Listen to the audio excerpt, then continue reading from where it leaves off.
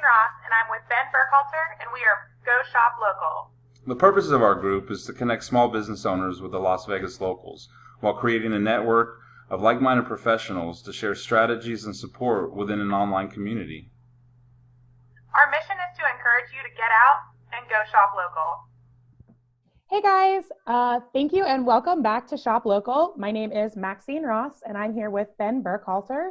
Today we are interviewing Marissa Pretkus of Local 808 Events. Hey Marissa, what's going on? Hi, how are you? Hi Marissa. Hi, thanks for joining us, Miss Marissa. So let's get started. We wanted to bring you on because we have a unique idea that these guys have been executing for a little time now. They do a mobile bar service, and what they're doing is not the traditional mobile bar. These are customized drinks, and it's kind of a whole experience that they deliver with their service. So Marissa, without further ado, go ahead and maybe explain a little bit about your company and what you guys do and what you guys are about. Well, Ben, thank you for that introduction. I couldn't have said it better myself. We as a company are striving to not only bring you a bar service, but like you said, we're trying to bring you a bar experience. Everything from our setups of our bar to our drinks that we're providing you. We want it to be more than just, oh, you're getting a drink from a bar. We want it to be, you're getting a drink from your local bartender that's providing you with a local spirit made right here in your Las Vegas area. All of our drinks are from local juices. We find local vendors here that we like to really showcase, as long as a lot of our drinks and our specialty cocktails are made from local spirits here in our Las Vegas area. Yeah. We just think as a company it's important that we not only support and give people familiar products, but they also realize that there's so much that Vegas offers besides just the nightclub industry. It's about us supporting our community together as a whole. Absolutely, absolutely. And I can tell you for some of our viewers, if you guys want to check out their social media followings and stuff, the pictures of their cocktails, words do no justice for these cocktails. Some of these concoctions, I guess we can call them, are some things I've never seen. I come from the food and service industry, and things that just are mind-blowing. So are those things that you guys create? Who's kind of the mind and the mastermind behind kind of your cocktails and your theme, what you guys do? Well, Ben, as I would love to take the credit for some of our drinks and designs, it really does fall upon my husband. He is one of those creative geniuses. A lot of the cocktails that we first started creating, we actually purchased some innovative technology where we have a machine that can freeze liquor into actual ice cubes. So this is something that we're still working on releasing and part of our progression, because we can't do mass quantities of these frozen like whiskey cubes or frozen Chardonnay cubes. But when we first started experimenting with them, we realized, and he especially, that innovation is key. We want to bring you a presence of something that's not only good, but good for you, and also really complements the flavors that you're drinking. So these cocktails that we're making are not only with the local spirits that I had mentioned, but they're with fresh ingredients and innovative technology. We not only just pride ourselves on being able to make you a really good Jack and Coke, but we also can bring you something, a different experience that you will not get anywhere else in this entire world. And that's a promise. Oh, well, I think cocktails have come a long way since our grandfathers and grandfathers cooking them in bathtubs and putting some sugar or whatever to try to make it flavorful to choke it down. But the bottom line is to get drunk, and you guys now do it in a tasty way that everybody can enjoy. And it's kind of an adventure, I think, tasting your drinks. I think each individual one kind of leaves the mind to kind of see what your next creation is. I have to admit that I think now, especially with cocktails, a lot of the old classic favorites are coming back, like the old fashions I've seen a lot of the Moscow mules, but I really noticed that people are really experimenting with different flavors. A lot of different ingredients have been coming up that I've never even heard of before. Elderflower liqueurs, activated charcoals, like RumChata. But the one thing that I noticed is that people really do like that innovation. They want something different. They want to say that they were the first one to try it. So I think that's something that my husband especially has taken upon himself, is to be, what is the new creation? What's the new drink that everyone's going to be wanting to call at the bar? Yeah. So one of them that I really honestly thought was the most perplexing flavor, we made this banana Bloody Mary. We use Ambrose local banana whiskey in our Bloody Mary mix. And the first time that my husband had mentioned this drink to me, I thought, that sounds disgusting. But, you know, I know, but you know, I have to honestly say now, I will never judge something before I've tried it, because it turned into one of my favorite drinks. I love Bloody Marys, and I had it with the banana, and it was almost like a banana brunch in my mouth. I was like, there's so many flavors, but it went together nicely. That's so, awesome. Yeah, I think that's just something that we've always tried to pride ourselves on, is just being innovative and staying consistently ahead of the curve. Totally. Nice. So for the customers, so if somebody was looking to use your service, what type of parties and events do you do? Do you go to local events around town? Can customers reach out to you and have you at their birthday parties and wedding parties, or how does exactly your business model work? So yes to all of those events. How our business works and how our catering company works is that we participate quite regularly in the farmers markets, especially downtown Summerlin. You can find us always by the escalators. As of right now, we are not sure when we're allowed to come back, but that is our usual focus, is being in the farmers market. We participate in a lot of local markets that happen around town as well when we're invited, like vintage market days where you intend to be a part of. We've been able to participate a lot over in Sky Canyon Park as well. But we also are able to pull our mobile bars in, and if anyone hasn't seen them before, I really encourage them to check it out. We took a couple of horse trailers that we refurbished into an actual bar that we can pull up and just hitch to the back of our truck and pull it along. So if you guys have a birthday party in your backyard, or if you guys are doing a wedding or a corporate party, whatever you guys can possibly imagine that you need a cocktail for, which in my opinion is almost everything, then we can be there. We can be there for birthday parties, for corporate parties, anything, even for women's intimate, like brunch settings. If they want us to be there, we not only do mobile bars that we can provide, but we also do our bartending service as well. So if you already have a bar that you guys want to use and you just need the bartender, our company makes it easy that all you need to do is hire us. We provide all the ice, the mixers, the cups, the spirits, and we also do the cleanup. Yeah, and these horse trailers are beautiful. They're beautiful. No, and that's kind of the theme of your guys' whole business model, is everything with this company is visual.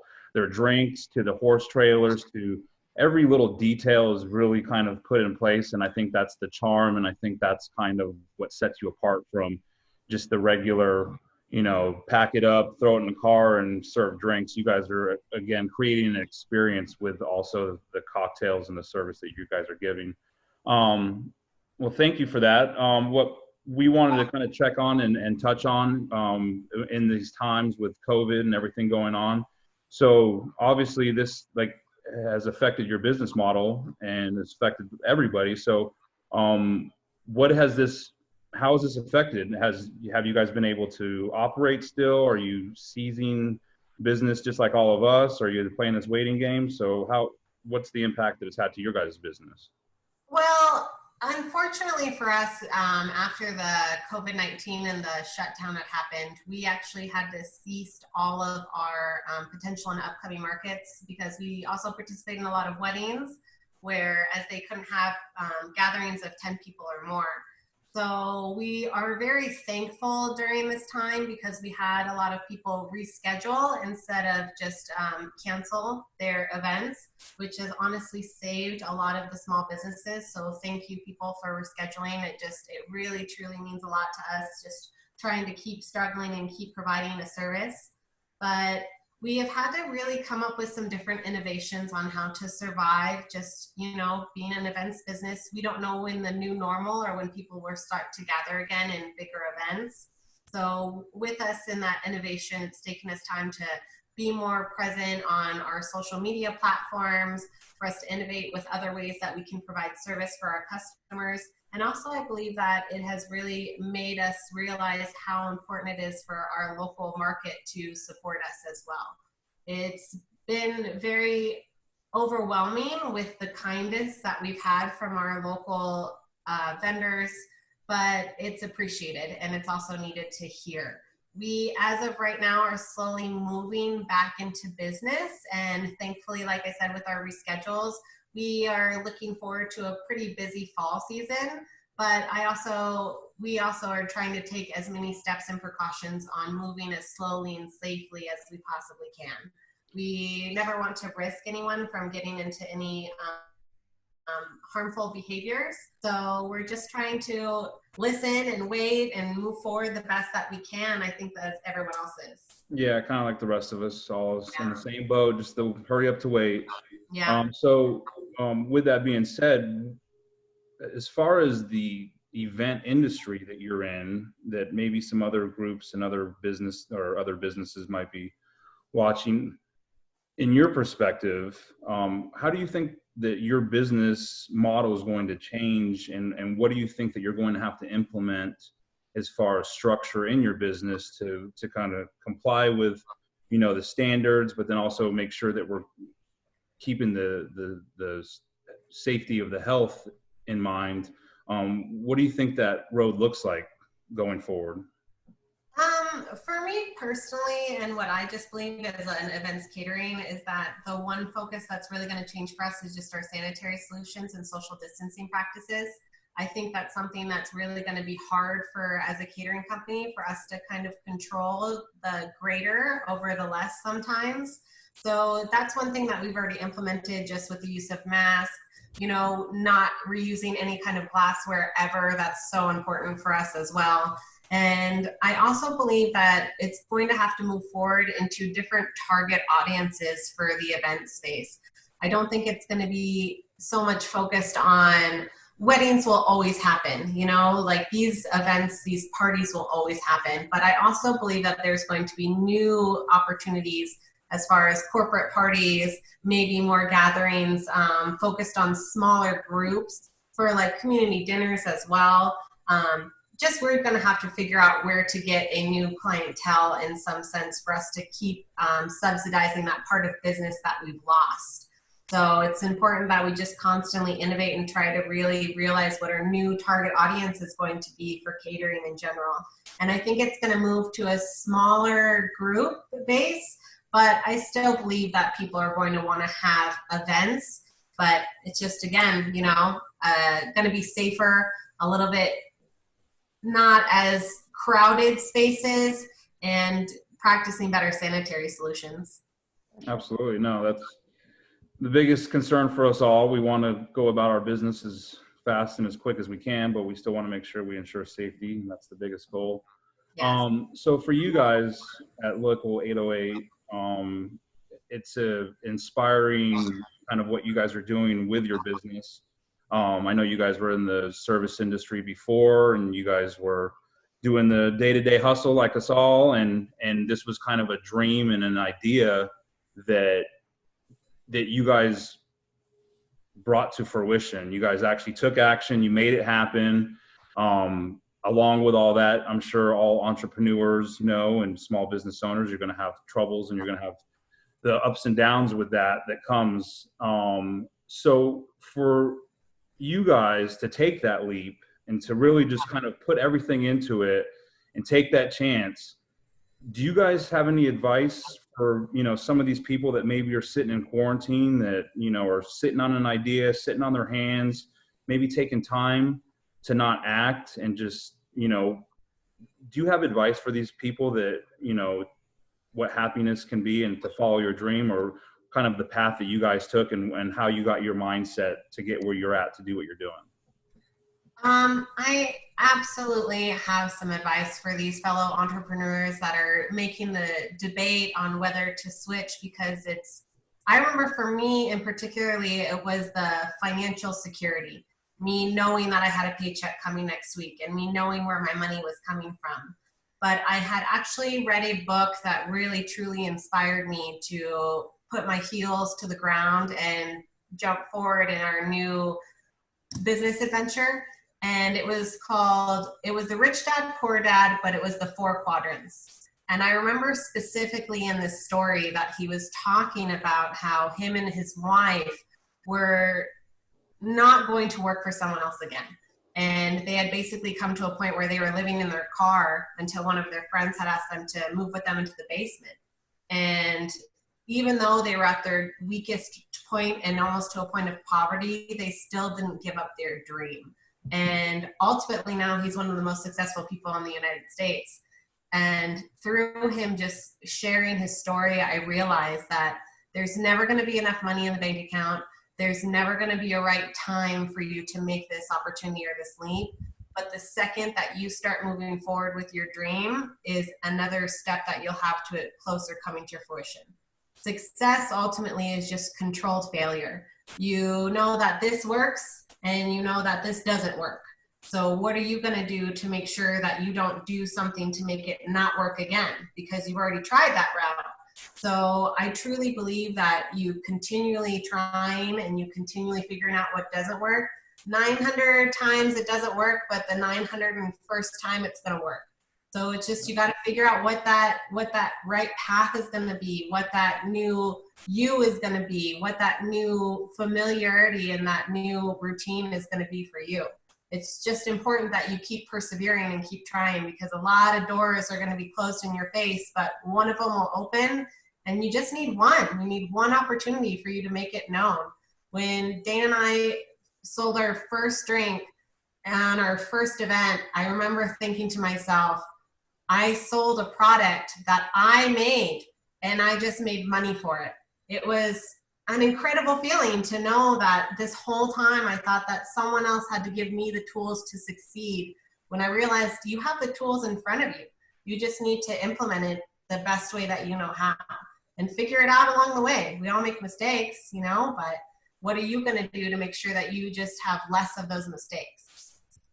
Yeah, and me and Ben were so excited to have you on here, Marissa, because we really love that message about you guys just taking the leap and, starting your business and following your dream. And I think it's a really positive message to send out to people in quarantine right now that are maybe feeling a little hopeless, or like Ben said, are sitting on an idea. They don't know what to do next. And, there's always light at the end of the tunnel. So I think that's a really positive message to send out to people. Did you want to add anything at all? Any shout outs, any sign-offs? I do want to say we are having a contest right now on our Instagram. If you tag someone or a follow, we're giving away a face mask that we've designed. It's called Drink Local, and we'll pick the winner at the end of this next coming week, I believe. But all the details are on Instagram posts, so please participate. We'd love to see you guys just being able to become more familiar with us as we can become more familiar with you. Totally. And we're going to link all of the information in the show notes too. We'll have all your Instagram, Facebook. So if you guys want to check out Local 808, which you should, you can look for. And check out Downtown Summerlin. You guys are there on the weekends, right? Yeah, Farmers Market. We're not there yet, but when it opens up, we'll be there. All right. Awesome. And hopefully you guys don't have to wait too much longer. I think that's all for us today. Did you have anything else, guys? Everybody good? No, I appreciate you for having me here. Of course. Yeah. Thanks so much. And we'll see you next time. Stay classy, San Diego. Thanks for watching the interview, guys. Be sure to join the group and subscribe to learn more about small businesses like Local 808 events. Remember to get out and go shop local. See you next time.